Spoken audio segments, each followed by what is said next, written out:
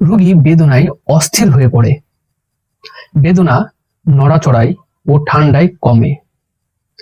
রোগীর বাতের বেদনা এক ছন্দি থেকে আরেক ছন্দিতে ঘুরে বেড়ায়। ইহা ব্যতীত কাঁধে, কোমরে, উরুদেশে, হাঁটুতে সমস্যা ঘুরে বেড়ায়। বন্ধুরা, এছাড়াও কিডনিতেও সমস্যা হতে পারে। সাথে পেশেন্টের কোষ্ঠকাঠিন্য এবং রক্তে যদি কোনো প্রকারের ইনফেকশন থাকে, তাহলে একটি হোমিওপ্যাথিক মেডিসিনের কথা বলবো, যে মেডিসিনটি সেবন করলে রোগী আরাম পেতে পারে।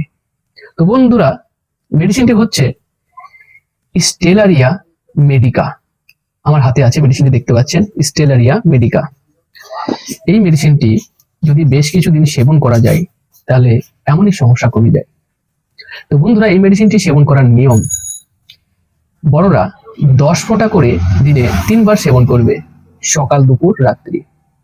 হাফ কাপ ঠান্ডা জলের সাথে সেবন করবে, খাবার খাওয়ার আধ ঘন্টা আগে অথবা আধ ঘন্টা পরে। তো বন্ধুরা, এই ছিল আজকের ভিডিও। এবং আমার এই ভিডিও যদি ভালো লাগে, অবশ্যই লাইক করুন এবং শেয়ার করে আপনার বন্ধুদের দেখার সুযোগ করে দেন।